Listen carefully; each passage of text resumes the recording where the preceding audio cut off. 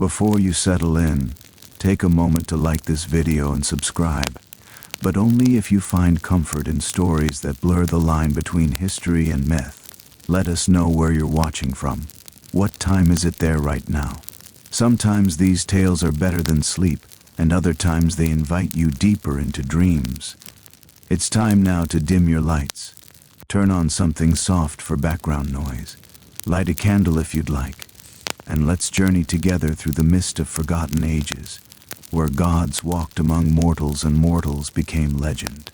In the ancient city of Persepolis, where marble columns touched clouds and emperors ruled with iron crowns, there lived a woman whose name has been lost to time, known only as Zara. She was not born to royalty, though she moved through palaces like she owned them. She was not a priestess, though she spoke with the wisdom of the ancients. She was a weaver, and her hands held secrets that would reshape the course of empires. Zara worked in the lower chambers of the great palace, where sunlight filtered through small, narrow windows and cast dancing shadows across the stone floors. Her loom was ancient, carved from wood that predated memory. It stood in the corner of a vast chamber where other weavers labored, but none like her. Their hands moved quickly, efficiently, creating tapestries for walls and royal garments for the court. But Zara's hands moved with intention. Every thread she wove carried meaning. Every pattern she created told a story. The other weavers feared her, though they could never quite say why. Perhaps it was the way she never seemed to tire, working late into the night when others had long since departed. Perhaps it was the strange light in her eyes when she looked at her work, as if she could see something invisible to ordinary sight. Or perhaps it was simply that her tapestries were wrong in ways that made people uncomfortable. Not wrong in craft. Her work was flawless, the finest in all the empire. Wrong in something deeper, inexplicable. One evening, as the sun bled orange across the palace walls, the emperor himself descended to the weaving chamber. This was unusual. Emperors did not visit such places. Emperors were distant, untouchable, spoken of in whispers and prayers. But here he came, robed in purple and gold, attended by guards whose armor glinted like captured stars. The other weavers froze, their hands stilled, their heads bowed so low their foreheads nearly touched their looms. But Zara continued working. The threads flowed through her fingers like water, creating patterns of such intricate beauty that even the emperor paused mid-step. He approached slowly, his footsteps echoing through the chamber like heartbeats counting down to something inevitable. When he stood behind her, he did not speak. He simply watched, and what he saw made something shift in his ancient eyes. The tapestry showed a map, not a literal map, but something more. A pattern of interwoven threads that somehow conveyed distance, direction, connection. But more than that, it showed time, past, present, and something that looked disturbingly like the future. Threads of red and gold intertwined with threads of black and silver, creating a narrative of rise and fall, victory and ruin. And at the center of it all, a single figure, a woman. The emperor's hands trembled as he reached toward it. "Do not touch," Zara said softly, and the emperor's hand froze. She did not turn to face him. Her fingers never ceased their delicate work. These threads are still alive. They still weave themselves. A mortal touch will break them. The emperor, who had not been refused anything in 50 years, found himself obeying. "What is this?" he asked, his voice carrying the weight of absolute authority, yet somehow it sounded like a plea. "The truth," Zara replied, "what empires refuse to see." For 3 nights afterward, the emperor returned to watch her work. He brought no guards.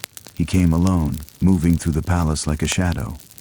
Each night the tapestry grew larger, more complex. New threads appeared, some bright as dawn, others dark as tombs. The figure at the center began to take shape, and with each thread, it became clearer who it was meant to represent. It was the emperor himself. On the 4th night, the emperor spoke.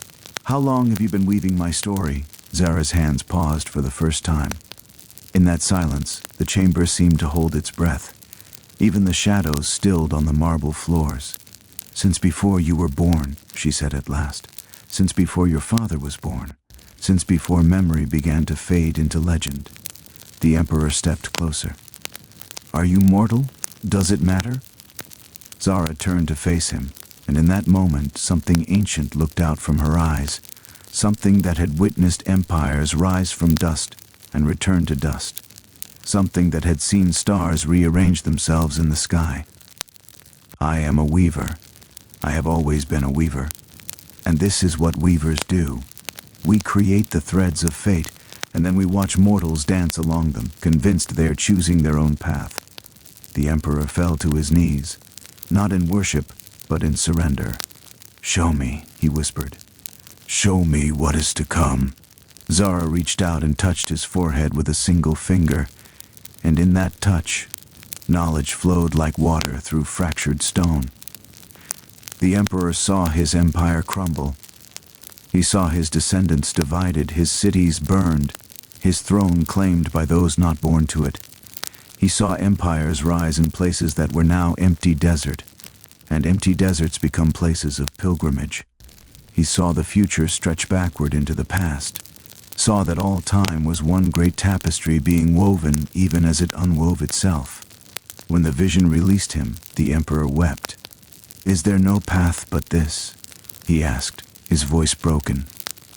"There are many paths," Zara said gently, returning to her loom, "but they all lead to the same place. All threads, no matter how different they appear, eventually weave into the same great pattern. You were given the empire not to keep it, but to understand it, and in understanding it, to let it go." The Emperor did not return after that night. Some say he died of the knowledge. Others say he simply ceased to be, his body still moving through the palace, giving commands and holding court, but his true self having departed to whatever place weavers come from. But something changed in Persepolis after that. The Emperor's laws became softer. The empire's reach became gentler. Where once there had been conquest, there came exchange. Where there had been domination, there came respect for other ways. The other weavers whispered that Zara had cursed him. But the truth was far more complex. She had not cursed him. She had shown him truth, and truth is always a kind of curse. The curse of seeing clearly what one had always chosen not to see. Months passed. The tapestry continued to grow. It covered an entire wall now, vast and intricate, a map of time itself rendered in thread. Visitors to the palace began to speak of it in hushed tones. Some said looking at it too long would drive a person mad. Others claimed they could see their own futures woven into its pattern, if only they knew where to look. But Zara never explained it. She simply wove. One day a young scholar arrived at the palace. His name was Darius, and he was famous throughout the empire for his studies of time and fate. He had traveled from distant lands to see the great tapestry he had heard whispered about in libraries and temples. When he finally stood before it, he understood immediately what others had sensed but could not articulate. This was not merely a weaving. This was a prophecy made visible, a chronicle of what had been and what would be. Darius spent weeks studying the tapestry, making notes on parchment, trying to decode its meaning. He would come at dawn and stay until dusk, his eyes tracing threads, following patterns, seeking some key that would unlock the message he knew was hidden there. But the tapestry revealed nothing to him. Every pattern he thought he understood shifted when he looked away and changed when he looked back. One evening, frustrated and exhausted, Darius approached Zara directly. "Who are you?" he demanded. "What are you?" Zara did not look up from her work. "A weaver." "You are not human," Darius said. "I have studied the disciplines of reason and observation. I know what is possible and what is not. And this," he gestured to the vast tapestry, "and you are not possible." At this, Zara finally set down her threads. She turned to face the scholar with eyes that seemed to contain entire lifetimes of weariness. "Everything is possible," she said softly. It is mortals who make the impossible by deciding what can and cannot be. But tell me, scholar, if I told you who I truly was, if I explained my nature in terms your mind could comprehend, would you believe me? Or would you simply add it to your list of things that are not possible? Darius opened his mouth to respond, then closed it. He realized he did not know the answer. Sit, Zara said, gesturing to a stool beside her loom. I will tell you a story. Not an explanation, not the truth exactly, but a story that contains truth the way water contains the memory of the sky. And so, Darius sat, and Zara began to speak. Long ago, she said, her voice taking on the cadence of ancient times, before empires, before cities, before mortals had given themselves the gift of memory, there were only threads. The world was young, and everything that would ever be was still being woven. The gods sat at the great loom of existence, adding colors and patterns, creating the cloth from which all things would be cut. But the gods grew bored. The work was too slow. So they created weavers to help them, beings neither god nor mortal, existing in the spaces between, able to move through time as you move through space. We were meant to work quietly, unseen, creating the subtle threads that hold worlds together. But something happened. We began to notice things. We began to see that the patterns we were creating had meaning, that every thread mattered, that even the smallest color could change the course of what would unfold. And we began to care. We began to weave with intention, not just following the gods' directions, but creating our own stories within the greater tapestry. The gods noticed this, and they were divided. Some saw it as rebellion and wanted to unmake us, but others, the older gods, the wiser ones, they saw it as evolution. They saw that creation works best when many hands work at the loom, when passion and intention guide the threads, not merely command. So, a compromise was made. We would remain, but we would be bound to a single location, a single loom for each age. We would weave the story of that place, that time, that people, and we would watch as mortals lived out what we had woven, believing all along that they were choosing their own path. I have been bound to Persepolis for 300 years. I will remain until the last thread is woven, and then I will move on to the next place, the next age, the next story. Darius listened, and something in the scholar's rational mind cracked open to make room for wonder. So, the future is already woven? He asked. We have no choice? We are merely puppets dancing on strings of thread? No, Zara said, and her smile was sad and beautiful. You have all the choice in the world. But all your choices, made freely, still weave into the pattern I have already seen. It is not paradox. It is simply the nature of time. You choose, and your choices create the pattern. And I, seeing time as you see space, see the pattern that your choices will create. Both things are true. Both things are real. When Darius left the palace, he carried with him an understanding that would change how he wrote about history forever. He no longer saw the past as a series of events that happened, but as a series of choices that were made, each one necessary, each one woven into a pattern larger than any individual could see. He spent the rest of his life writing a chronicle of Persepolis, a history that would survive centuries, that would be read and copied and passed down through generations. And in his chronicle, he wove in the story of Zara the weaver, not as fact, but as truth, the deeper kind of truth that lies beneath facts and makes them mean something. Years passed. The empire did crumble, just as the tapestry had shown. But it crumbled slowly, with dignity, with grace. And when the final thread was woven into Zara's great work, she simply set down her tools and faded away, like morning mist when the sun grows hot. The tapestry remained, hanging in the ruins of Persepolis, fluttering in winds that carried stories of all the empires that had come before, and all that would come after. And those who looked upon it, really looked with their hearts open to wonder, could see their own threads woven into the great pattern. They could see how their small choices had created beauty or pain, how their lives mattered, how they were part of something so much larger than themselves. And in understanding that, they learned what the emperor had learned, that we are all threads in a great tapestry, that our lives have meaning precisely because we do not see the full pattern, that the future is both fixed and free, inevitable and full of choice, that we are both powerless and all-powerful, bound and infinite. This is the paradox that Zara the weaver left behind. This is the truth that her tapestry still whispers to those with ears to hear.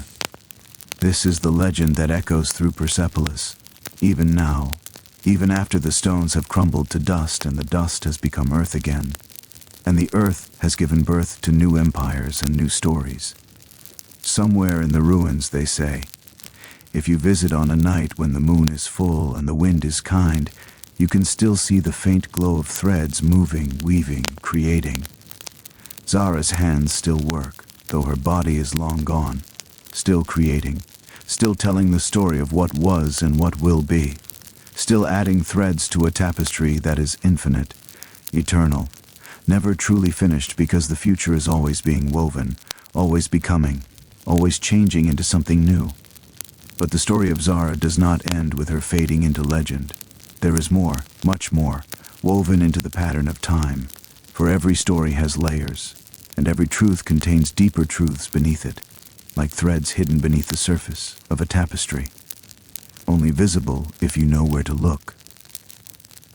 The ruins of Persepolis stood for centuries after the empire fell. Empires rose and fell around it. Conquerors came and went, each one seeing the ruined city differently. Some saw a monument to power, others saw a warning. But few understood what they were truly looking at, the physical manifestation of a prophecy, stone and marble frozen in time, holding secrets that waited for the right person to find them.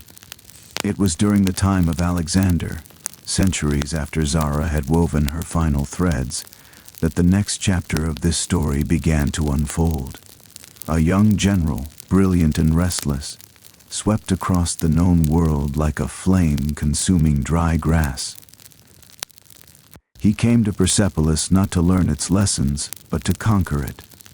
He came with fire and sword, with the arrogance of youth and the certainty that he could reshape the world according to his will. But in the ruins of the palace, something stopped him. It was one of his advisors, a man named Ptolemy, who had studied the ancient texts, who understood the languages of the peoples Alexander conquered. Ptolemy found the tapestry, or what remained of it, faded, torn, barely holding together, but still recognizable for what it was. Still carrying the weight of prophecy. He brought it to Alexander, and Alexander, who was not as foolish as history would later paint him, felt something in his chest shift when he beheld it. For in the tapestry, woven in threads that somehow still held a faint luminescence despite the centuries that had passed, was a figure that looked disturbingly like him. A young man on horseback, crowned with laurel, spreading his arms as if to embrace the entire world. And around this figure the threads became chaotic, tangled, all meaning dissolving into confusion and darkness. Alexander stared at the tapestry for a long time. Then he asked Ptolemy, "What does this mean?" Ptolemy, who had studied under the greatest philosophers of his age, chose his words carefully. "It means that the future is not yours to control, no matter how much you conquer. It means that destiny is not a thing to be grasped, but a thing to be understood and accepted." Alexander, predictably, did not listen. He burned the tapestry, or thought he did. But the truth is, some things cannot be destroyed by fire. They can only be transformed. And when the flames died down, witnesses swore they saw threads rising into the smoke, carrying themselves on winds that came from nowhere, dispersing across the world like seeds waiting to take root in fertile ground. Ptolemy gathered what pieces remained and spent the rest of his life piecing them together, studying them, trying to understand the prophecy they contained. And when he founded Egypt's great library in Alexandria, he made sure that fragments of Zara's tapestry were preserved there, kept in the deepest vaults, guarded by priests who understood that some knowledge is dangerous precisely because it is true. The legend of Zara spread through the ancient world like ripples on water. Different cultures took the story and reshaped it according to their own understanding. Some saw her as a goddess, others as a curse, some as a warning, others as a promise. But all understood, on some level, that she represented something fundamental about the nature of existence, the mysterious interplay between fate and free will, between the patterns we cannot see and the choices we make every moment. In Greece, philosophers debated whether her tapestry proved that the future was predetermined. In Egypt, scholars studied the fragments in Alexandria's library, seeking to unlock its secrets. In Persia, mystics claimed that meditation on the story of the weaver could lead to enlightenment. In India, storytellers wove her legend into their own traditions, creating new versions that reflected their understanding of karma and cosmic order. But there was another effect of Zara's legend, one that was less obvious but perhaps more profound. Wherever the story spread, people began to see their own lives differently. They began to understand that even small actions mattered, that even insignificant threads could change the pattern of the whole. This realization had tremendous power. It gave people both humility and dignity. Humility in recognizing that they were part of something larger than themselves. Dignity in understanding that their choices, their lives, their love and suffering and joy all contributed to a pattern of stunning beauty. Artists began creating their own tapestries inspired by Zara's work. Musicians composed pieces that tried to capture the feeling of threads being woven. Poets wrote verses about the mystery of fate, and all of these creations, in turn, became part of the greater tapestry themselves. New threads added to a pattern that continued to grow and evolve across centuries and continents.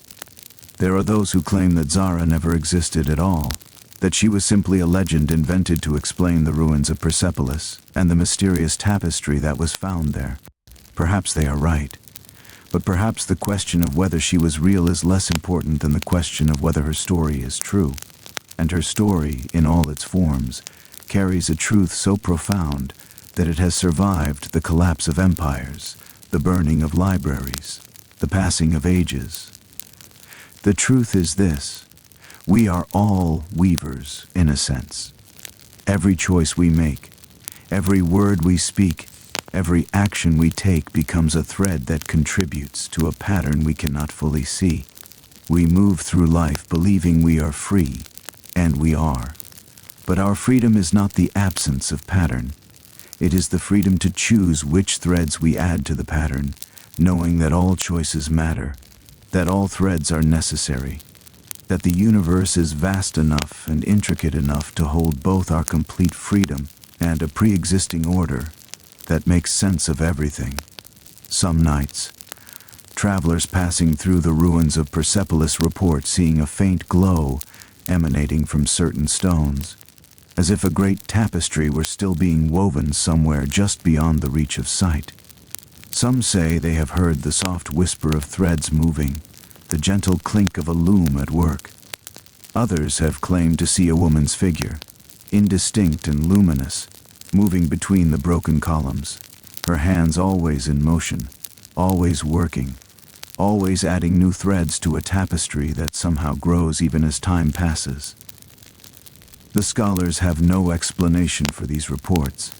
Some dismiss them as wishful thinking, the human tendency to see patterns even where none exist. Others suggest mass hallucination, or the power of legend to shape perception. But those who have experienced these visions speak of them with a certainty that cannot be shaken. They describe a peace that comes from understanding, however briefly, the true nature of existence. They describe a sense of connection to something vast and ancient and utterly beyond their comprehension, yet somehow intimately personal. And perhaps that is the greatest gift of Zara's legend. Not answers, but the right questions. Not certainty, but the acceptance of mystery. Not a map of the future, but the understanding that we are already part of a pattern so beautiful that we could not comprehend it even if we tried. We are threads in a tapestry we will never see in its entirety. We are notes in a symphony we will never hear in full. We are words in a story that began before we were born and will continue long after we are gone. And in that understanding, paradoxically, we are free. Free to make our choices fully, authentically, courageously, knowing that every choice matters, that every thread we add to the pattern is necessary, and beautiful, and eternal. Sleep now, and let these threads drift through your dreams. Let the pattern of fate and choice and meaning settle gently into the quiet places of your mind. Let the old words of an ancient weaver carry you deeper into rest, knowing that you too are woven into something beautiful and larger than yourself. The loom of time continues its work, even as you dream, and somewhere, in the spaces between sleep and waking, between memory and prophecy, between the known world and the world of mystery and magic, Zara's hands continue their eternal work, weaving, always weaving, creating the pattern that we are all part of, whether we know it or not. As the night deepens around you, and sleep draws closer like a gentle tide, let us move forward through time. Let us leave behind the ruins of Persepolis and journey to a different age, a different place, where another soul became woven into the great tapestry of history. For the story of Zara, the weaver was not unique. Throughout the ages, there have been others, beings or mortals or something in between, who have touched the threads of destiny and found themselves forever changed by what they held. From Persia, we travel now to Rome. Not the Rome of emperors and legions that most know from history books, but the Rome of an earlier time, when the city was still becoming what it would be. A Rome where mythology and reality had not yet fully separated, where gods still walked sometimes among mortals, and where a person could still change the course of empires through will and wisdom, and something that might be called magic, though they would never use that word. This is the time of the great builder, a man known to history only by fragments and whispers, a figure so important that he became too important, too dangerous, and his name had to be erased. He was called Marcus in his time, though that was not his true name. He was an engineer, a dreamer, a man who understood stone and water and time in ways that no mortal should have been able to understand them. Marcus came to Rome as a foreigner, appearing one day near the banks of the Tiber River, with nothing but the clothes on his back and a knowledge in his eyes of things that had not yet been built. The senators who interviewed him were skeptical at first. Rome had many engineers, many ambitious men who claimed they could build wonders. But when Marcus described, in perfect detail, structures that did not yet exist, aqueducts that would survive for thousands of years, roads that would outlast empires, buildings whose proportions would be studied for centuries to come, something shifted in their understanding. They gave him resources, they gave him workers, they gave him authority, and Marcus began to build. But what Marcus was truly building was not what they thought. Oh, the structures themselves were exactly as he had described them, perfect and beautiful and functional. The aqueducts carried water exactly where he said they would, supplying Rome with abundance. The roads were so well built that they would indeed outlast empires. The buildings were marvels of engineering that would be admired for millennia. But beneath these visible structures, Marcus was building something else, something invisible, something that would shape the course of human civilization in ways that would not be fully understood for centuries to come. He was building a pattern. Each structure he created was connected to the others by invisible lines of meaning and purpose. The placement of certain buildings aligned with the movements of stars. The proportions of the aqueducts reflected mathematical ratios that appeared in nature, in music, in the growth of living things. The roads, when viewed from a great height, formed patterns that looked like writing, like messages, like the threads of a great tapestry seen from above. Those who worked with Marcus noticed strange things. Workers who were injured would heal faster if they worked on his projects. People who came to live in the buildings he created reported feeling a sense of peace, a sense of rightness, as if they had finally found where they belonged. Artists found themselves more inspired. Scholars found their thoughts clearer. Even the soil around his buildings seemed more fertile, producing better crops. Whispers began. Some said Marcus was a god in disguise. Others said he had made a pact with forces older than Rome. Still others simply accepted that he was a man of extraordinary talent and left it at that. But all agreed on one thing. He was changing Rome, not just in visible ways, but in some deeper, more fundamental way. The senators became nervous. Power that cannot be understood is power that cannot be controlled, and Rome's rulers had learned long ago that the best way to handle such threats was to eliminate them. But how do you eliminate a man who seems protected by invisible forces? How do you kill someone whose very presence seems to ward off disaster? The answer came in the form of a choice. One evening, the head of the Senate, a man named Cornelius, came to Marcus and offered him a bargain. "You can stay," Cornelius said, "but only if you stop building. Only if you share all your knowledge, all your secrets, all your understanding of what you have been doing. Train others. Create a school. Let your power be diluted among many, so that no one person ever has what you have." Marcus listened, and his eyes that seemed to contain the memory of centuries, grew sad. He understood the choice he was being offered. He understood what accepting it would mean. "If I stop building," Marcus said slowly, "the structures I have created will still stand. But the pattern will be incomplete. The message will be unfinished. The thread will be cut before the tapestry is done." "Then do not accept my offer," Cornelius said, and there was almost sympathy in his voice. "But know that if you refuse, we will have no choice but to exile you. You will never be allowed to build in Rome again. All your works will be attributed to others. Your name will be forgotten. It will be as if you never existed at all." Marcus was silent for a long time. The two men stood in the fading light of evening, one representing the permanence and power of the state, the other representing something more ancient and less easily defined. Finally, Marcus spoke. "I accept your terms," he said. "I will teach. I will share what I know. But understand this, Cornelius. Knowledge shared is not knowledge diminished. Like light from one candle used to light another, my understanding passed on will not leave me less. It will multiply. It will spread. And in spreading, it will accomplish what I alone could never accomplish." And so, Marcus became a teacher. He founded a school of architecture and engineering.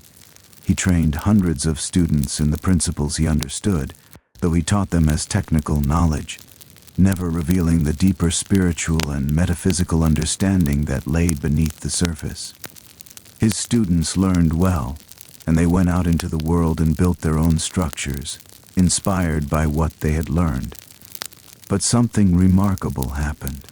The structures they built, while not as obviously perfect as Marcus's own work, began to form their own patterns.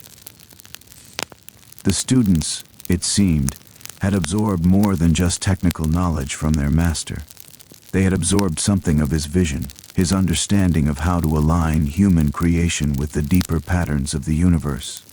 Word spread of these remarkable buildings. Emperors and kings from distant lands sent emissaries to Rome to learn the secrets of Marcus's teaching.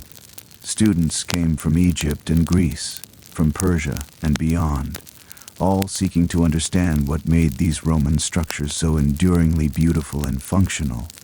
The school became legendary, and Marcus, forbidden to build with his own hands, found himself building something far greater, a legacy of understanding that would be passed down through generations, modified and adapted and refined, but always maintaining at its core the essential truth that Marcus had discovered, that human creation, when done with intention and understanding, could align with the patterns of nature and the universe itself.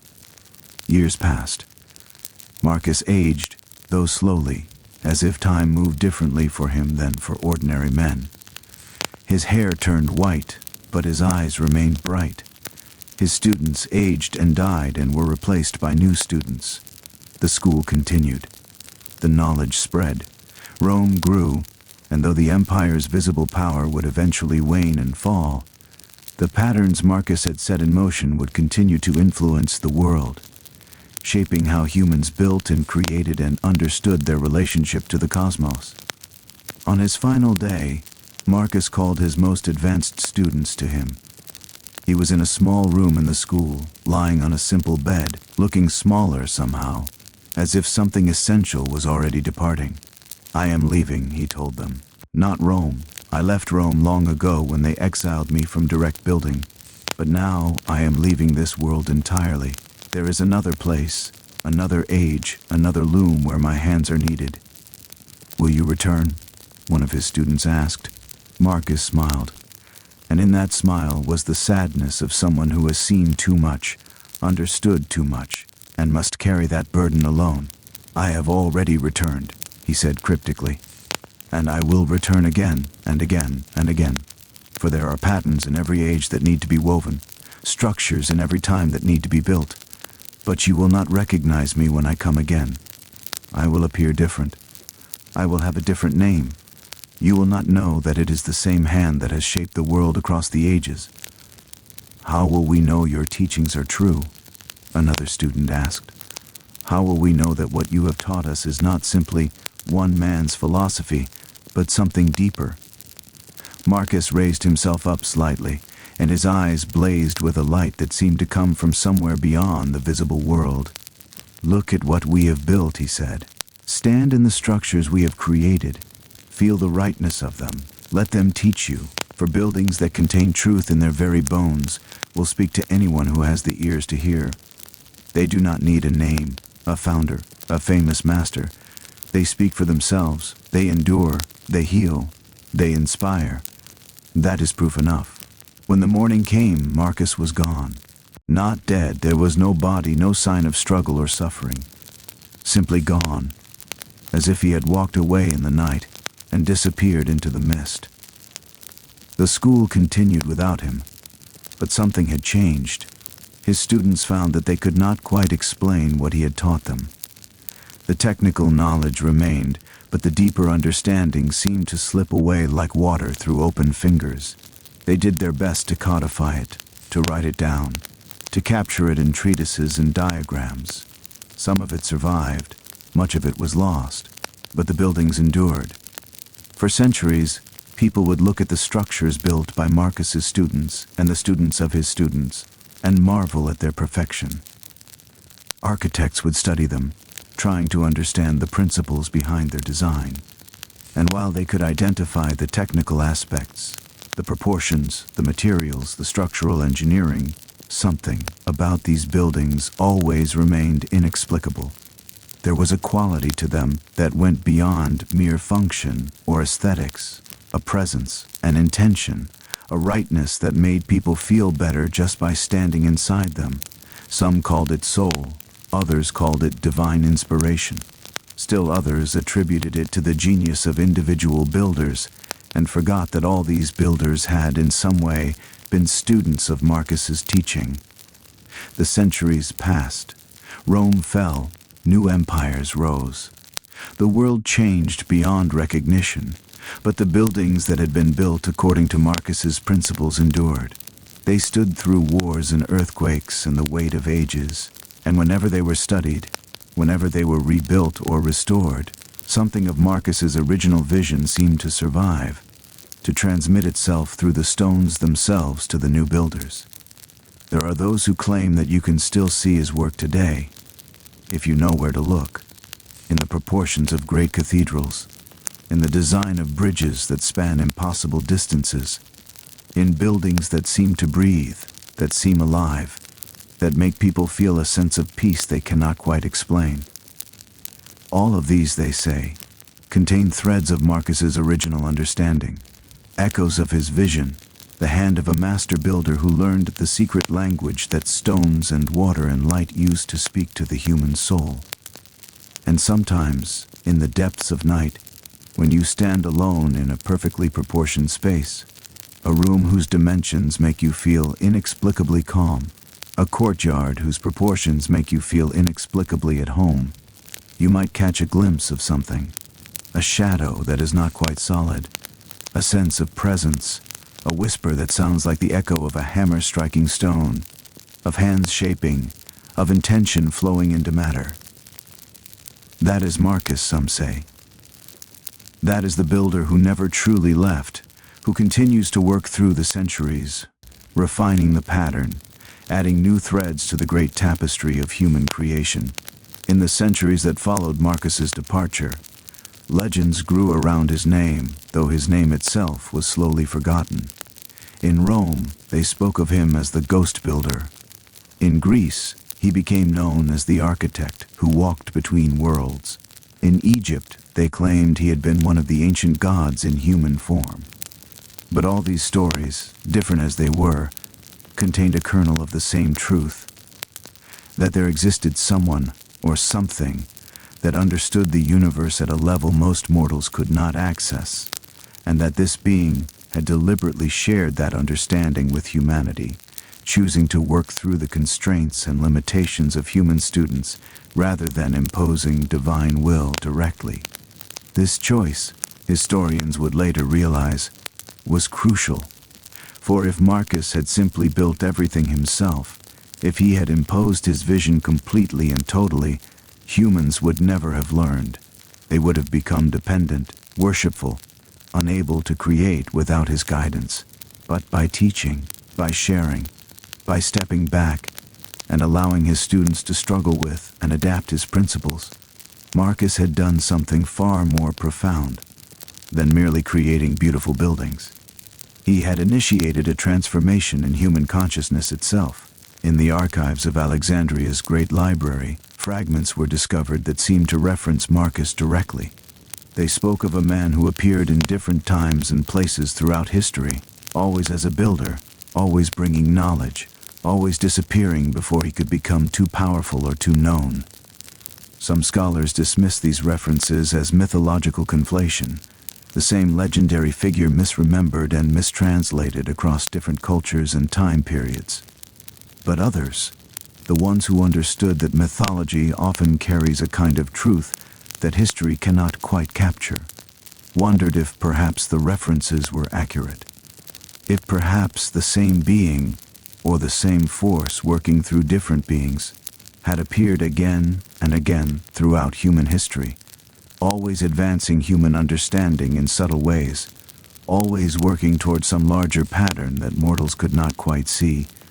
One such scholar was a woman named Hypatia, who lived in Alexandria centuries after Marcus.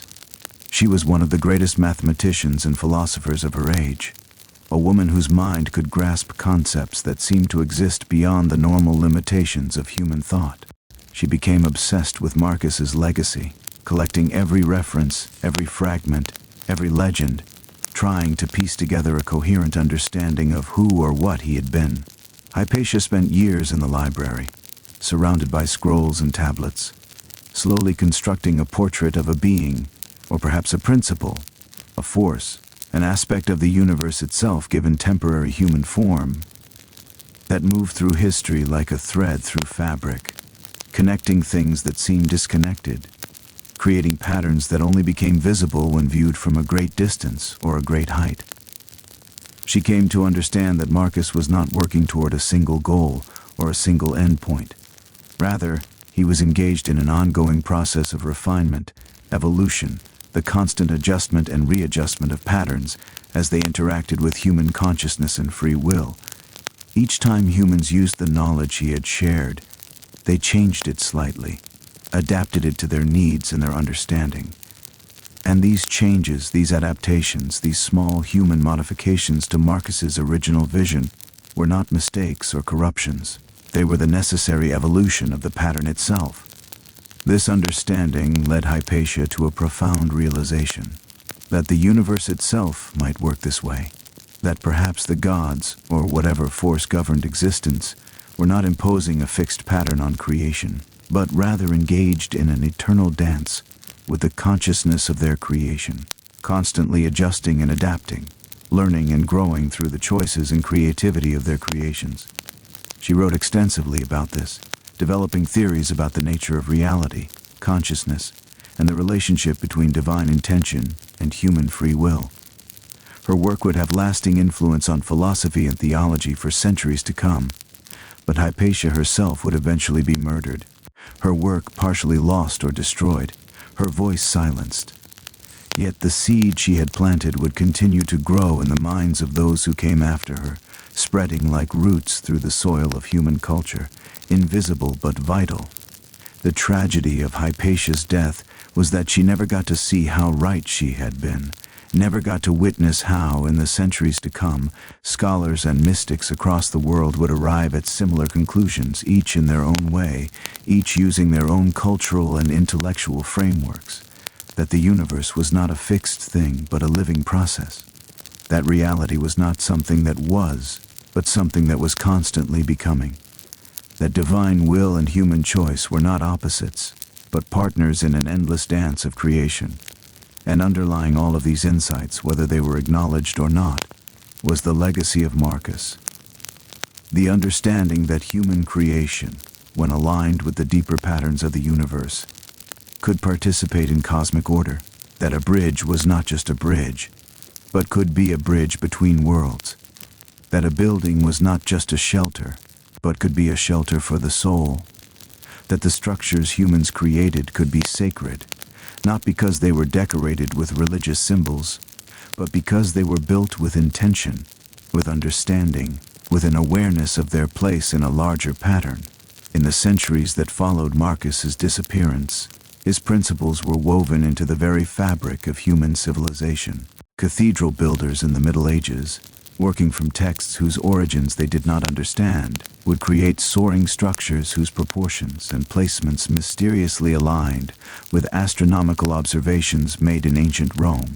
Engineers in the Islamic Golden Age would develop new understanding of mathematics and geometry that seemed to build directly on principles they had inherited from translated Roman texts. In China and India, architects would create temples and palaces that, while using entirely different aesthetic traditions and materials, demonstrated the same fundamental understanding of how to align human creation with cosmic order. These different manifestations never explicitly acknowledged each other. They developed independently, in isolation, separated by vast distances and cultural differences. Yet they all contained the same core understanding. It was as if Marcus's knowledge had somehow been embedded in the very DNA of human civilization, expressing itself differently in different times and places, but always maintaining its essential truth. Travelers across centuries reported strange occurrences in buildings constructed according to these principles. A room that was perfectly designed to cure despair. A hallway whose proportions seemed to induce clarity of thought. A courtyard where conflicts mysteriously resolved themselves. Healers reported that people seemed to recover faster in buildings built this way. Artists claimed inspiration flowed more freely. Even soldiers found that their morale was higher, their focus clearer, when stationed in fortifications constructed according to these mysterious principles. Some attributed these effects to psychology, the power of beauty and proportion to affect the human mind. Others claimed it was genuine magic, the result of careful study of occult principles. The truth, had anyone been able to fully grasp it, was that both were correct. These buildings worked because they aligned human psychology with the deeper structures of the universe. They were both utterly practical and profoundly mystical, scientific and spiritual at the same time. One more piece of Marcus's legacy remained, hidden in plain sight. The principle that true power comes not from direct control, but from facilitating the growth and development of others. Marcus had been powerful enough to reshape Rome entirely, if he had chosen to. But instead, he had chosen to teach. He had chosen to create structures and systems that would continue working long after he was gone, that would evolve and adapt and grow beyond anything he could have planned.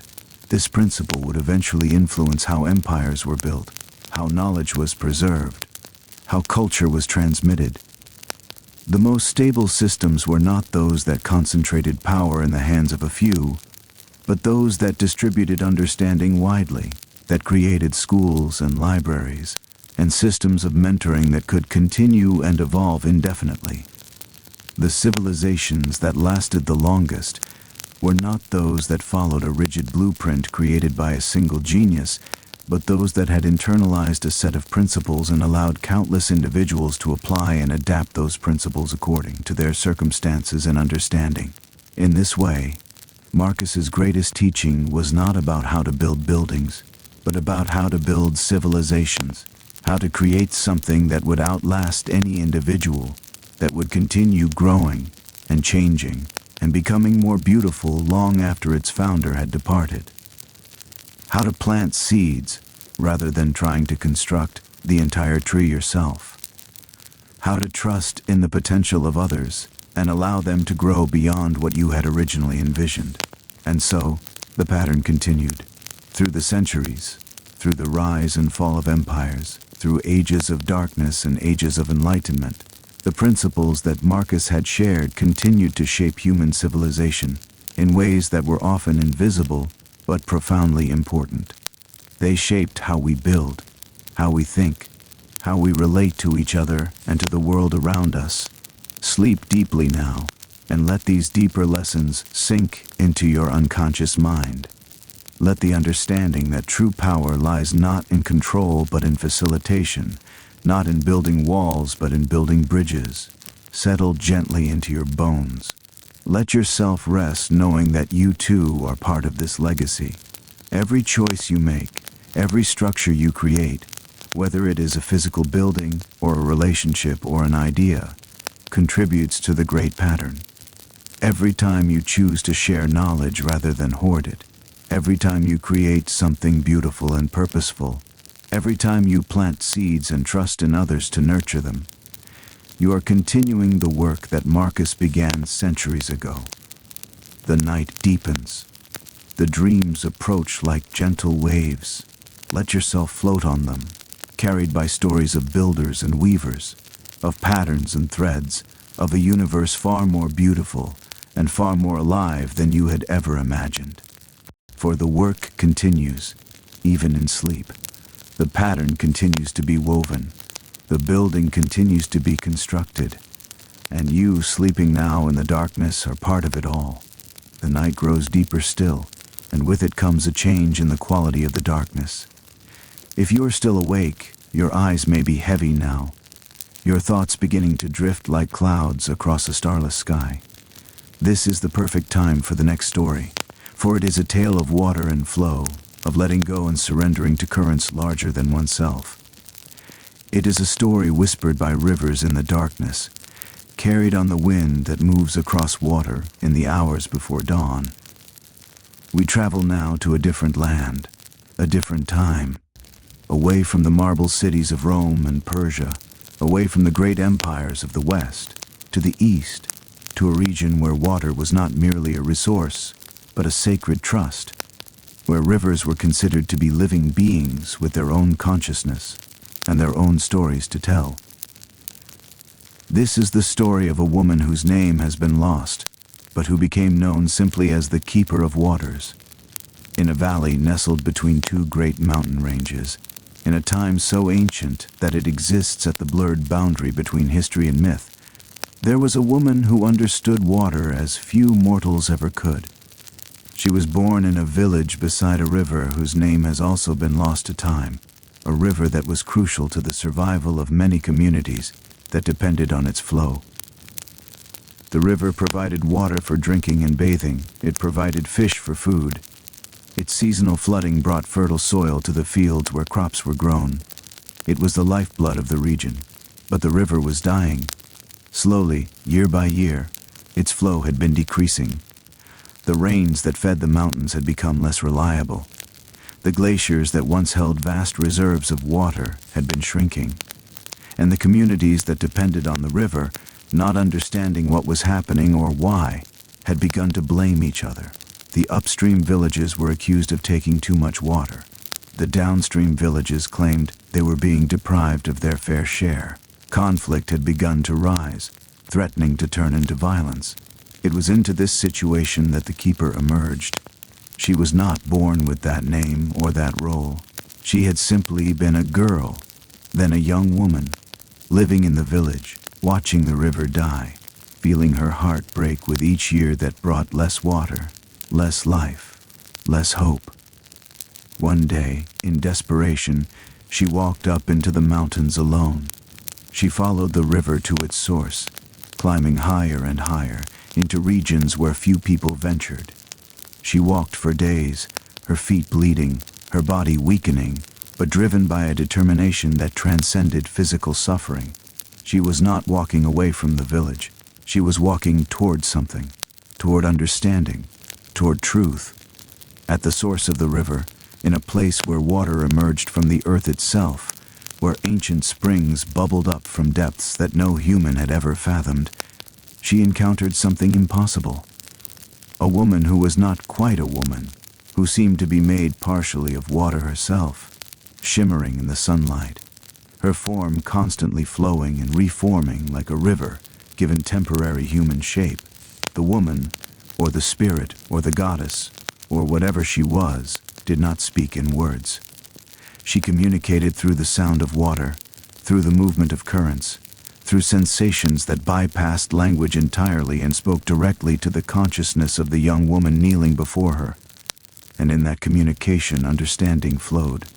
The keeper learned the true nature of water, not as a commodity to be fought over, but as a living being, a conscious entity with its own needs, its own rhythms, its own intelligence.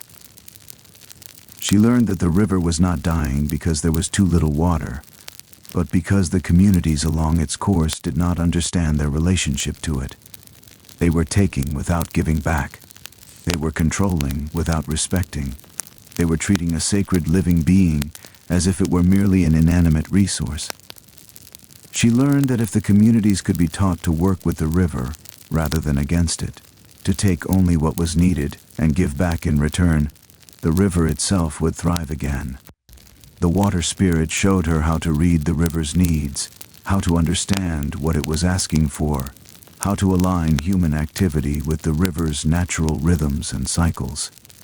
When the keeper descended from the mountains, she had been changed. Her eyes held a depth of understanding that had not been there before. Her movements carried a grace that seemed almost liquid. When she spoke, people found themselves wanting to listen, wanting to follow her guidance, as if some part of them recognized that she carried truth. She called a council of all the villages that depended on the river. She spoke to them of what she had learned in the mountains. Many did not believe her, but some did. And those who believed her began to implement her teachings. They learned to regulate their water use according to the river's seasons. They built systems that captured water during times of abundance and released it during times of scarcity. They created rituals of gratitude and reciprocal giving, treating the river not as a tool to be exploited, but as a partner in survival. Slowly, the river began to recover. The water flow increased. The fish returned. The fields flourished. The disputes between villages decreased. And as the material conditions improved, something else happened too. A spiritual transformation rippled through the communities. People began to see water differently. They began to understand that everything in nature was alive, conscious, deserving of respect. They began to live more carefully, more consciously, more gratefully. Word of the keeper spread to other regions. Other communities with dying rivers sent emissaries to learn from her.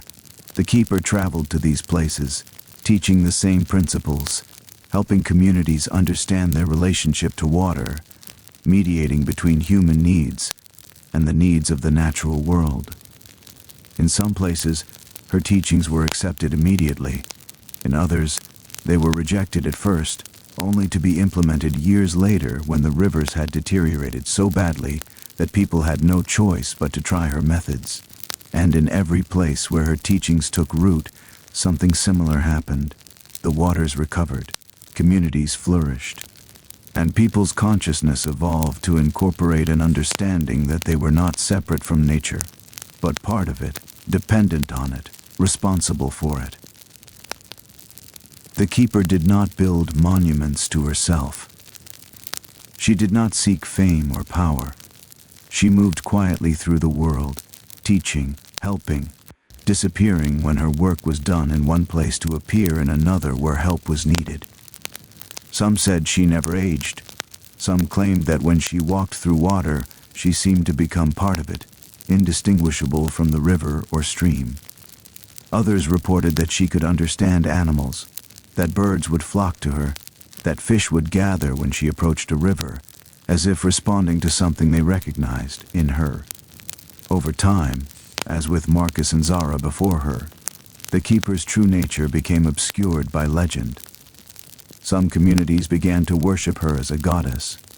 Others saw her as a saint, a being sent by the divine to teach humanity how to live more righteously. Still others, in times when her teachings had been forgotten and only the stories remained, dismissed her entirely as a myth, a fictional character invented to explain why certain communities had developed sophisticated water management systems. But the truth was subtler than any of these interpretations. The keeper was real. She had existed. She had taught. She had changed the world. But she was not a god, though she carried divine knowledge. She was not a saint, though she lived with holy intention. She was something that mortals rarely encounter, a being who had learned to align her will completely with the will of the greater whole, who had surrendered her individual desires entirely to serve something larger than herself. And in that surrender she had become powerful in ways that domination and control could never achieve. Her influence spread not through force, but through the inherent truth of what she taught. Her legacy endured not because it was inscribed in monuments, but because it was inscribed in the very functioning of natural systems, in the way communities organized themselves around water, in the rituals and practices that embodied her teachings. In many regions of the world, if you trace the history of water management systems, you find patterns that seem to have no source. Sophisticated techniques for irrigation, water storage, and distribution appear suddenly, seemingly fully formed, attributed to no particular inventor or originator. Scholars debate their origins, their purposes, the intelligence that designed them. But those who understand the deeper currents of history recognize the hand of the keeper in these systems. They recognize her principle of working with nature rather than against it, of respecting and reciprocating rather than merely taking. One remarkable aspect of the keeper's legacy is how it transcended cultural and geographical boundaries. In China, water management systems developed that embodied her principles. In India, sophisticated approaches to water conservation carried her teachings. In the Middle East, systems of underground water channels, known as qanats, captured and distributed water with stunning efficiency, all based on principles of harmony with natural cycles. In South America, ancient peoples developed terracing and water management systems that worked with gravity and seasonal patterns rather than fighting against them. Were all of these systems directly taught by the keeper herself? Or did she teach a foundational principle that, once understood, could be applied and adapted by any culture, in any geography, in any time? Historians will debate the answer forever. But the result is undeniable. The keeper's wisdom, whether transmitted directly or through some kind of spiritual or cultural transmission that bypassed ordinary historical causation, shaped how humanity related to one of its most vital resources.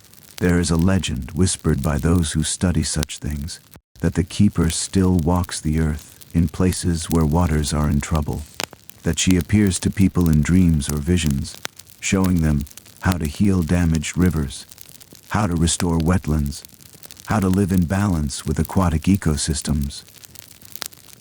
Some environmental scientists and water managers have reported experiences that could be interpreted this way: sudden insights that came from nowhere, seemingly irrational impulses to protect a river or wetland that later turned out to be crucial decisions, a sense that they were following guidance from something larger than themselves.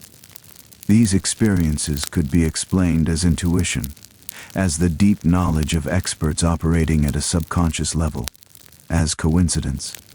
But those who have had them often speak of a quality unlike ordinary intuition, a presence, a consciousness, a sense of being in communication with something alive and aware, a voice like flowing water, speaking not in words but in pure understanding. In the ancient texts of various cultures, there are occasional references to a figure known as the keeper of waters, the walker between rivers, the one who listens to the language of streams. These references are fragmentary, often embedded in texts about other subjects. Most scholars overlook them entirely, or dismiss them as cultural drift, similar stories independently arising in different cultures. But a careful study suggests something more intentional, as if someone or some force had deliberately left traces of the keeper's existence scattered across human literature and oral tradition, in such a way that the traces would remain invisible to those not looking for them, but would become clear to those who had learned to see.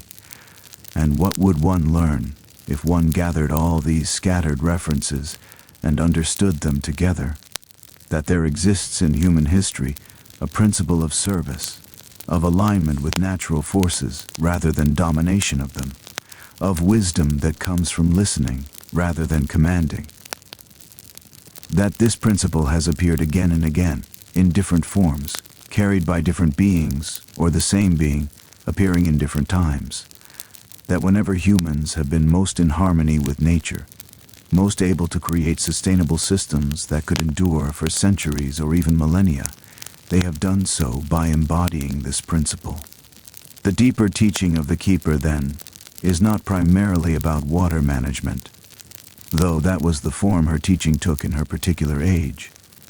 The deeper teaching is about the possibility of alignment, about the possibility of human consciousness evolving to a point where it can understand itself as part of nature rather than separate from it, about the possibility of surrendering to something larger than oneself, not in defeat, but in the most profound kind of victory, the victory of becoming one with the whole, of having one small will merge with the greater will of the universe itself.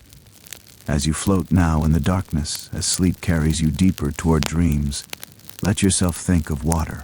Let yourself remember the last time you truly felt water, moving over your skin, quenching your thirst, flowing beneath a bridge you crossed. Feel the intelligence in it. Feel its aliveness.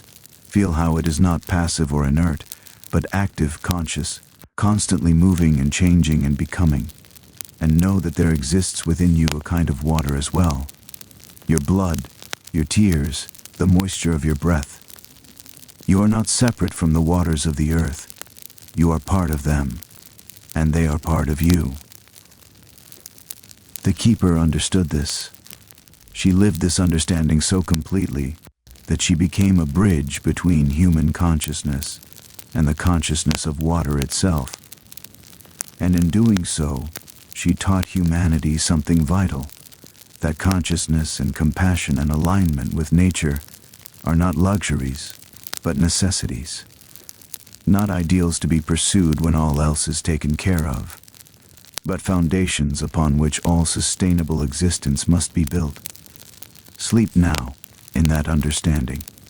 Let it flow through you like a river. Let it carry you toward dreams, where you understand yourself as part of nature, part of the great web of life, part of the conscious universe that is always listening, always communicating, always inviting us into deeper and deeper alignment with its truth. The water knows the way. Let yourself be carried. Let yourself float. Let yourself flow toward the dreams that await you in the darkness. You are deeper into sleep now, or nearly so. The boundary between waking and dreaming has become thin and permeable. Your body feels heavier, sinking into whatever surface holds you. Your breath has slowed. Your heartbeat has quieted. You are in that liminal space where the rational mind loosens its grip and the deeper consciousness, the dreaming consciousness, begins to emerge. This is the perfect moment for a different kind of story, not about weavers or builders or keepers of waters, but about a keeper of something even more essential, memory, the words by which civilizations understand themselves and pass their understanding on to those who come after. Our story carries us to a library, not the Grand Library of Alexandria, though perhaps this library was a predecessor or inspiration to that one. Rather, we speak of a library that existed in a time when writing itself was still young, when the power of the written word had not yet been fully understood or harnessed. A library in a city whose name has been lost, whose location has been forgotten, whose very existence has passed into shadow and conjecture. In this library, there lived a woman who was known as the scribe. She had no other name that history has preserved. She was simply the one who wrote, and what she wrote, according to the fragmentary accounts that have survived, was everything. She recorded the stories of her people. She wrote down the teachings of the wise. She documented the history of her city and the lands around it. She transcribed the songs of bards, the discoveries of healers, the observations of astronomers and philosophers. But what made her different from other scribes was not the quantity of what she wrote, though she was prolific beyond ordinary measure. What made her different was something more mysterious and more profound. She had discovered something about the nature of writing itself, something about how the act of putting words onto a surface could do more than merely convey information. It could preserve consciousness. It could transmit essence. It could create a kind of immortality. The scribe was obsessed with preservation, but not in the way of those who build libraries for the sake of having many books. She was obsessed with the idea that knowledge, once captured in written form, could never truly be lost. That even if civilizations fell, even if cities burned, even if all who had spoken the words died, as long as the words remained written somewhere, they could be rediscovered, recovered, brought back to life. She spent her days in the library, sometimes writing new texts, sometimes copying older ones, sometimes sitting in complete stillness, staring at a single page, as if she could see something in the written words that others could not. Those who worked with her reported strange occurrences. A manuscript that was thought to be completely destroyed was found intact, as if someone had carefully preserved it and hidden it where it would be discovered centuries later. A text that seemed to be incomplete would suddenly reveal a missing section that had been written on a page thought to be blank. Words would occasionally appear on a page that no one remembered being written, as if they had materialized from some other dimension. The scribe herself never explained these phenomena. When questioned, she would simply smile, that knowing smile of someone who understands something that others do not, and return to her work. But those who studied her methods noticed something unusual. She did not write the way other scribes wrote. Her hand moved differently. Her rhythm was different. Sometimes she would pause for long periods, her eyes closed, her hand hovering over the parchment as if she were listening to something that others could not hear. And then, suddenly, her hand would move in rapid, flowing motions, filling entire pages in what seemed like minutes, writing so fast that the words appeared to flow from her hand without conscious thought. One scholar who lived in the city at that time, a man named Theon, became obsessed with understanding the scribe's methods. He followed her to the library each morning. He watched her work. He tried to comprehend the system by which she organized the texts, the way she determined what should be written and what should be preserved. Slowly, over months of observation, he began to form a theory. The scribe, he came to believe, was not merely writing down what others told her.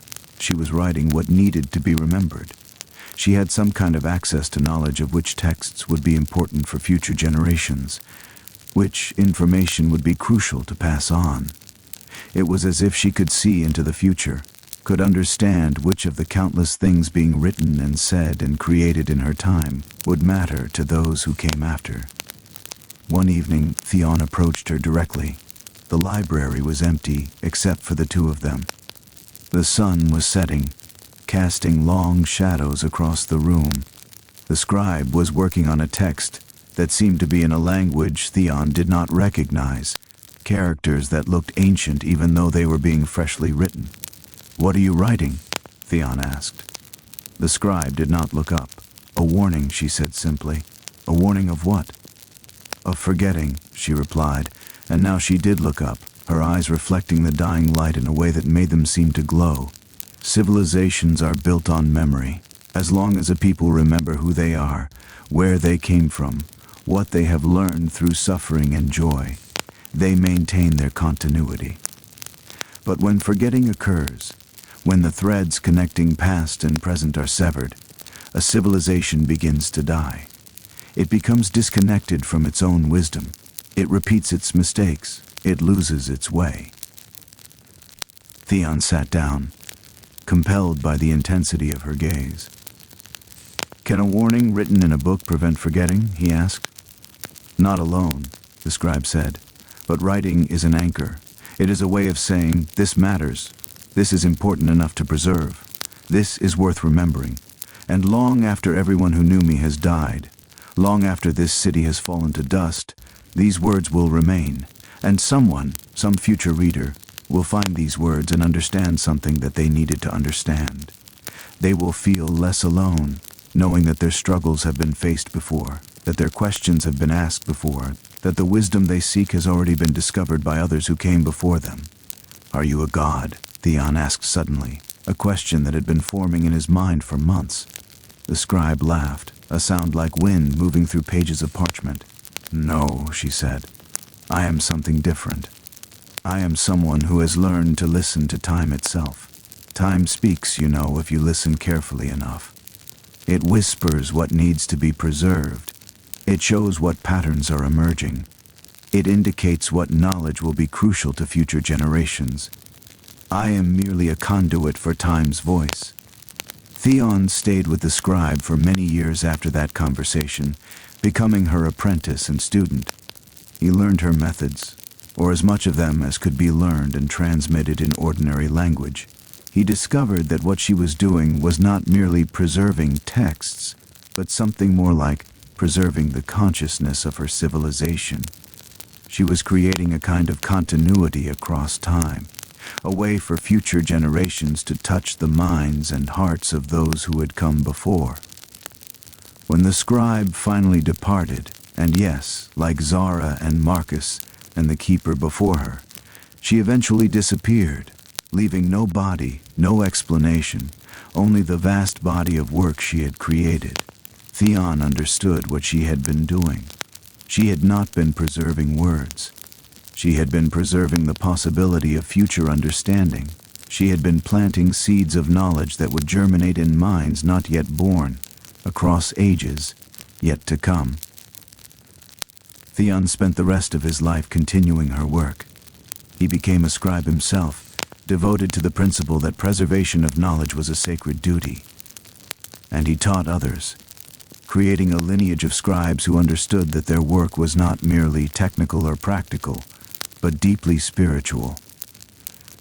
Every time they copied a text, every time they organized knowledge in a way that made it accessible, every time they decided that something was important enough to write down and preserve, they were participating in something larger than themselves. They were helping to create continuity across time. They were allowing consciousness to speak across the abyss of ages. The influence of the scribes spread slowly through the ancient world. Wherever her students or students of her students established themselves, there emerged a reverence for the written word, an understanding that writing was not merely a tool for recording business transactions or legal decrees, but a sacred act. It was a way of saying, this matters. This will matter to those who come after. This is worth preserving. In Egypt, this principle took root in the practices of the priests and the organization of the temples. Knowledge was carefully recorded and preserved, passed down through generations of initiate scribes. In Greece, philosophers began to understand that writing their thoughts was not a replacement for the living word, but a way of extending the power of the word across time, allowing ideas to reach minds not yet born.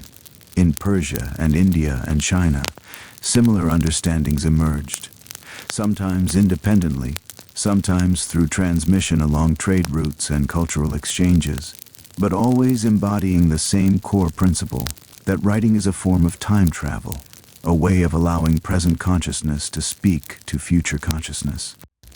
But there was a darker side to this legacy as well, one that the scribe had foreseen and tried to warn against.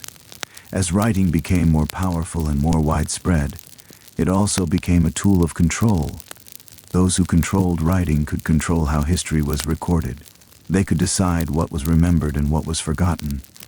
Kings and emperors began to commission official histories that recorded only what they wanted remembered, suppressing inconvenient truths, erasing the records of those they had conquered or oppressed. The scribe had anticipated this. In the fragmentary texts that bear her influence, there are repeated warnings about this danger. She had written about the importance of preserving not just official histories, but stories from all people. She had emphasized the value of recording minority views, unpopular truths, perspectives that the powerful would prefer to forget. She had understood that memory, to be true and complete, must include silence and loss as well as triumph and glory. This principle became the foundation for something that would emerge much later, centuries after the scribe herself had departed: the idea of a free press, the principle that information should be available to all people, not controlled by the powerful, the belief that truth emerges not from a single authoritative source, but from many voices speaking and writing and creating a kind of dialogue across time. Did the scribe herself, in her ancient time, explicitly teach these principles? Or did she plant seeds in the consciousness of those who learned from her, seeds that would germinate in ways she could not have foreseen, taking forms and expressions that reflected the needs and understanding of different times and cultures? Again, the answer is both. She taught explicitly what she could, but she also taught through her example, through the simple fact that she cared about preservation of all knowledge, not just approved knowledge. Through her demonstrated belief that the written word was powerful enough to change minds, to transmit consciousness across time, to create connection between people separated by centuries. One of the most remarkable legacies of the scribe was something that emerged in the Middle Ages, centuries after her time, in the monasteries of Europe. Monks, many of them, spent their entire lives copying manuscripts. Over and over they would copy the same texts, by hand, page after page, year after year, decade after decade. The work was tedious and repetitive, but these monks understood something that most of their contemporaries did not, that in the act of copying, something was being transmitted, that each time they wrote a word, they were not merely reproducing a shape on parchment. They were participating in the preservation of consciousness itself. Many monks reported that the work of copying transformed them, that through the patient meditative process of transcribing texts, they came to understand the meaning of those texts in ways that would not have been possible simply by reading them, that their minds became aligned with the minds of the authors whose words they copied, that a kind of communion occurred across time, through the medium of written language. This was the scribe's deepest teaching, perhaps. Not that writing preserves information. Any form of record-keeping can do that. But those writing preserves consciousness. That when you read the words of someone who lived centuries ago, you are not merely receiving information. You are, in a real and profound way, communing with that person across time. Their consciousness is reaching toward you through the medium of language and writing. And your consciousness, as you read and understand, is reaching back toward them. This creates a kind of immortality, not the crude supernatural immortality of never dying, but something far more beautiful and meaningful, the immortality of being remembered, of continuing to influence and touch minds through the work one has left behind, of becoming a kind of ancestor to all future readers, a voice that speaks from the past with continued relevance and power.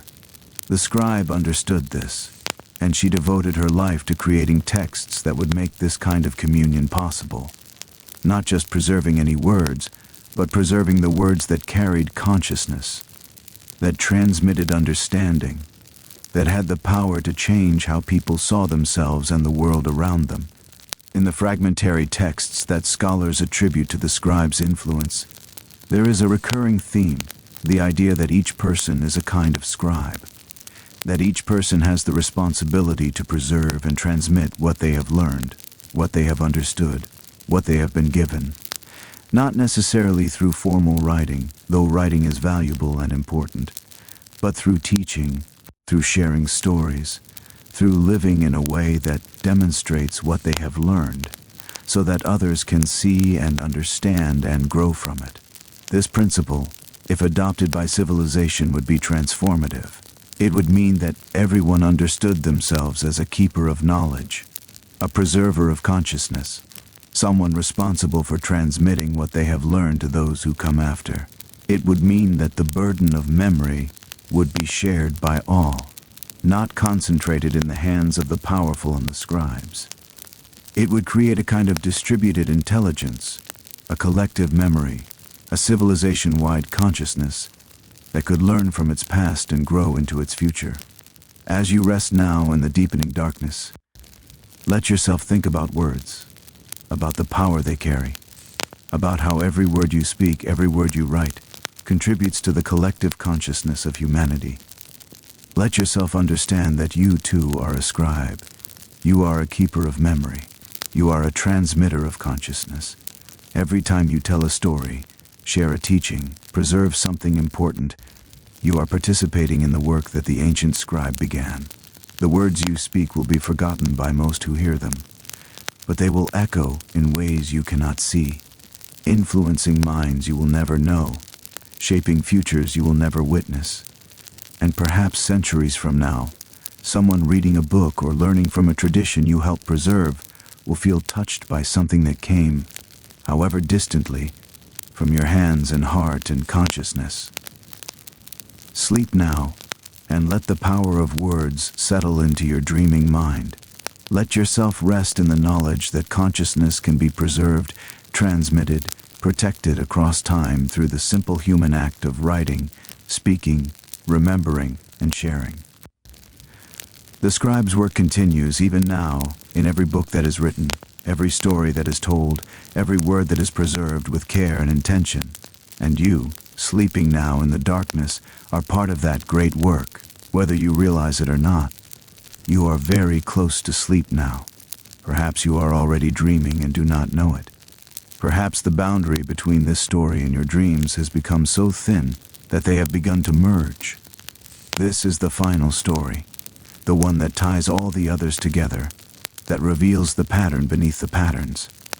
This is the story of recognition, the story of understanding, the story of waking within the dream to understand that you have always been part of something vastly larger and more beautiful than you could have imagined. We return now to the beginning, not to ancient Persia or Rome or distant mountains and rivers. We return to the present moment, to you, lying in the darkness listening to these stories. For the final tale is not a story that happened long ago. It is a story that is happening now. It is a story about you. In every age, in every culture, in every time period, there have been beings or forces or principles that have worked to elevate human consciousness. Zara the Weaver, teaching that all is connected in patterns we cannot see. Marcus the Builder, demonstrating that human creation can align with cosmic order. The Keeper of Waters, showing that harmony with nature brings flourishing. The Scribe, preserving consciousness across time. These were not isolated figures. They were manifestations of a single principle, a single force, a single intention moving through history like a thread through fabric. And this principle, this force, this intention is not finished with its work. It is not something that belonged only to ancient times. It is active now. It is here. It is working through you and everyone like you who has begun to see, to understand, to wake up to the nature of reality. For the greatest secret that all the ancient figures kept, the thing that none of them spoke of explicitly but which emanates from their teachings, is this: that the universe is alive, that consciousness permeates everything, that there is an intelligence at work in reality that is far vaster and more beautiful than human minds could ever fully comprehend, yet which is also intimately present in each moment, in each thought, in each choice that you make. The weavers were not creating the patterns, they were revealing them. They were showing that all time is woven together already, that past and future exist simultaneously, and that our choices in the present are the point where we interface with eternity. The builders were not imposing order on chaos. They were discovering an order that already existed in the structure of the universe itself, and expressing it in stone and space. The keepers of water were not controlling nature. They were learning to hear what nature was saying, and aligning themselves with its voice. The scribes were not creating consciousness. They were preserving it, transmitting it, allowing it to speak across the ages. All of these teachings point to the same truth, that reality is not dead matter moving according to mindless laws. Reality is a living, breathing, conscious whole, expressing itself through infinite forms, learning about itself through infinite perspectives, evolving and becoming more conscious through the engagement of countless beings with infinite free will. And you, sleeping now in the darkness, are one of those beings. You are not a passive observer of this great dance. You are a participant. You are an essential part of the mechanism by which the universe comes to know itself. Every choice you make, every thought you think, every moment of consciousness you experience, these are not insignificant ripples in an indifferent cosmos. These are threads being woven into the great tapestry. These are materials being used to build the eternal structure. These are currents flowing in the great rivers of becoming. These are words being written in the great book of existence. The teachers of ancient times understood this, and they understood something else as well, that this realization is not meant to produce despair or helplessness. Rather, it is meant to produce freedom. For when you understand that you are part of a pattern, and that pattern is intelligent and meaningful and beautiful, then you are free to participate in it consciously. You are free to make choices that align you with the greater whole. You are free to contribute your unique gifts to the great work of evolution and emergence that is always unfolding. This is what Zara meant when she said that all threads, no matter how different they appear, eventually weave into the same pattern. Not that your choices do not matter, but that your choices matter precisely because they are woven into something larger than yourself. Your life has meaning not because you are struggling alone against an indifferent universe, but because you are part of a conscious, purposeful whole. This is what Marcus meant when he taught about alignment with cosmic principles. Not that humans should slavishly follow pre-existing rules, but that when humans understand the deep principles underlying reality, and align their creations with those principles, those creations become not just functional but sacred.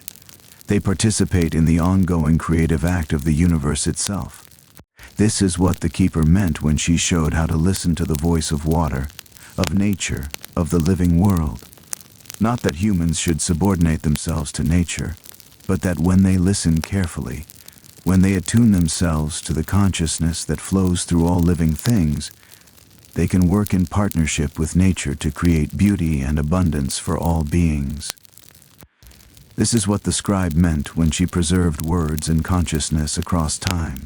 Not that the past determines the future, but that consciousness is continuous, that understanding is cumulative, that we stand on the shoulders of all those who came before us, and that we have the responsibility to transmit what we have learned to all those who will come after. These teachings, when fully understood and integrated, create a transformation in consciousness. They move a person from a state of separation, seeing themselves as isolated, autonomous, struggling alone against a hostile universe, to a state of connection, understanding themselves as part of an infinite web of being, supported by countless visible and invisible forces, participating in something unutterably beautiful and meaningful. This transformation is available to you now, not as a distant goal, not as something to be achieved only after lifetimes of spiritual practice, but as a recognition that can happen in this moment, in this breath, in this space between sleep and waking where you currently rest. For the pattern that Zara wove, the structures that Marcus built, the waters, that the keeper tended, the words that the scribe preserved. All of these have led to this moment, to you, to the possibility that you might see, that you might understand, that you might recognize yourself as part of the pattern. What does this recognition feel like? At first, it often feels like a subtle shift, a moment where something you thought was external suddenly feels internal, a sense of connection with something vast, a feeling that you have come home, though you are not sure where home is, a recognition that the searching is over, that you have always been where you needed to be, that the path you have been following has been leading you to yourself all along. And then, as this recognition deepens, it begins to change how you live. You become more conscious. You pay more attention. You notice synchronicities and meaningful connections that you had been overlooking. You begin to sense that there is a kind of communication happening between you and the universe, through dreams, through coincidence, through the still small voice that speaks in moments of quiet.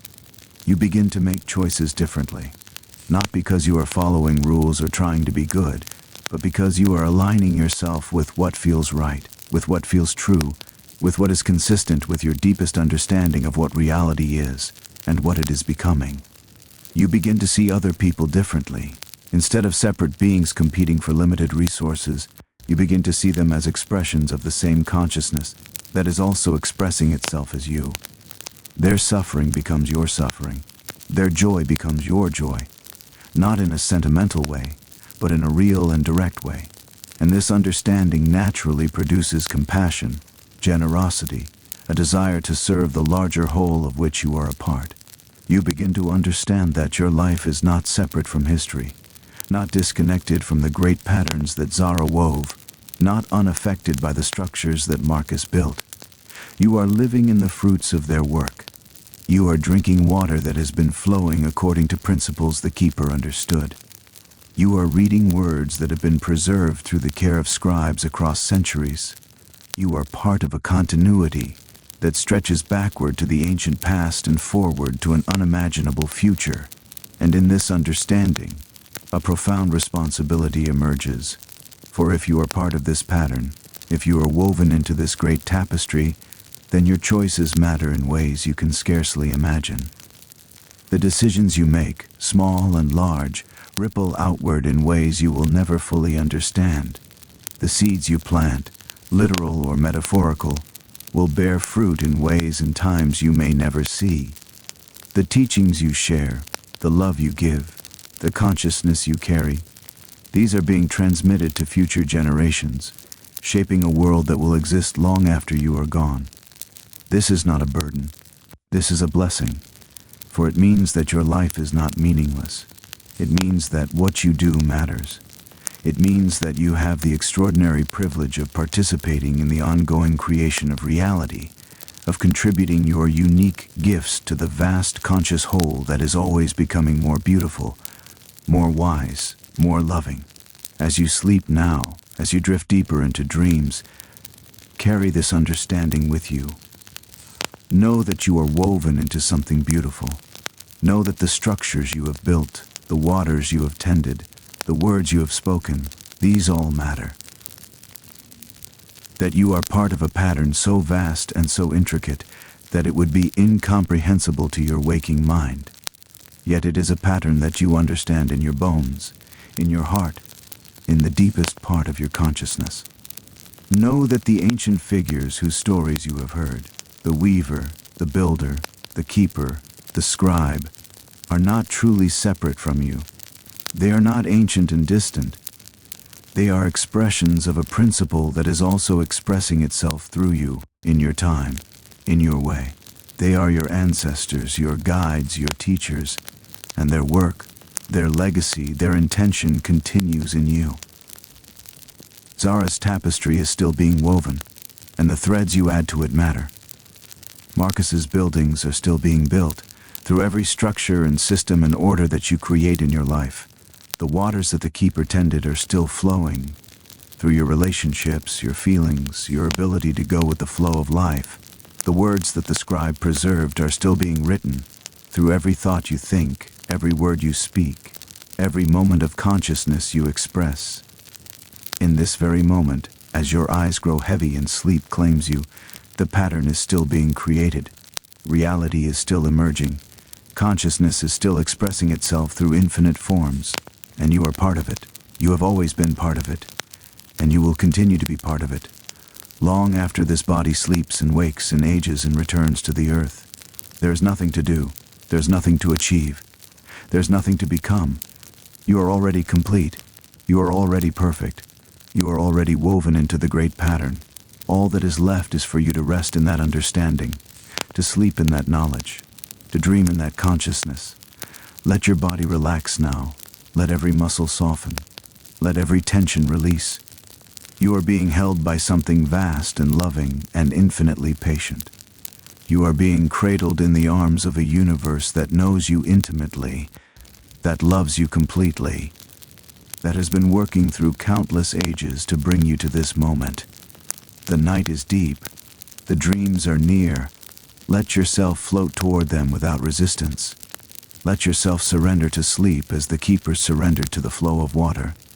Let yourself become as still as the stones that Marcus built. Let yourself rest in the tapestry that Zara wove. Let yourself be held by the words that the scribe preserved. You are home. You have always been home.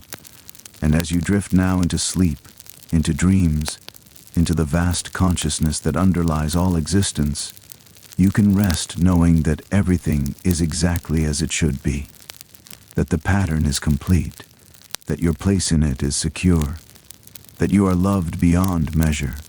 Sleep now, dream deeply, and know that in your dreams, as in your waking, you are part of something beautiful, eternal, and real. The pattern continues. The loom weaves on. The buildings stand. The waters flow. The words are remembered. And you, sleeping now in the darkness, are part of all of it. Rest, sleep, dream. And in your dreaming, you will understand what cannot be said in words. You will know what cannot be written down. You will feel what cannot be described. You will be held in the great arms of the conscious universe, rocked gently toward dawn by the eternal rhythm that has been beating since before time began. Sleep, beloved. Sleep, woven one. Sleep, builder of worlds, keeper of waters, keeper of words. Sleep, eternal consciousness expressing itself in human form. Sleep, and know that you are loved. Sleep, and know that you matter. Sleep, and know that the great work continues, through you, in you, as you, forever and always, without beginning and without end. The night deepens, your breathing slows, your heart beats gently, and somewhere in the darkness, you can almost hear it, the sound of a loom weaving, the sound of hammer striking anvil, the sound of water flowing, the sound of a pen writing. These are the sounds of the universe creating itself through you, moment by moment, breath by breath, thread by thread. Sleep now. Let it be enough. Let everything be enough. Let yourself be enough. You are the pattern. You are the builder. You are the keeper. You are the scribe. You are the universe knowing itself through the miracle of consciousness. And as consciousness releases its grip and sleep claims you fully, know that you are exactly where you need to be. Know that you are exactly who you need to be. Know that everything is unfolding exactly as it should. Sleep well, dream deeply, and wake renewed, carrying with you the memory of these stories, the understanding of these patterns, the knowledge that you are part of something eternal and beautiful and infinitely meaningful. The tale is told, the circle closes, and in the closing it opens again, for the pattern is eternal. The work is never finished. The story never ends. It only transforms, like water into mist, into rain, into water again. Like a building that crumbles becoming new buildings. Like words that are forgotten becoming new words. Like consciousness that dies becoming consciousness that is born. Sleep now, eternal one. Sleep in the knowing that the great work continues, and you are its heart, its hands, its voice, its vision, forever and always. In this night, in all nights, in the eternal now, that is all times at once. Rest now. Sleep deep. And may the dreams that come carry you gently toward the dawn, toward awakening, toward the continuing miracle of being alive, conscious, part of the infinite pattern that is reality itself. The night is yours. The dreams are yours. The pattern is yours. And you are the pattern. Sleep well.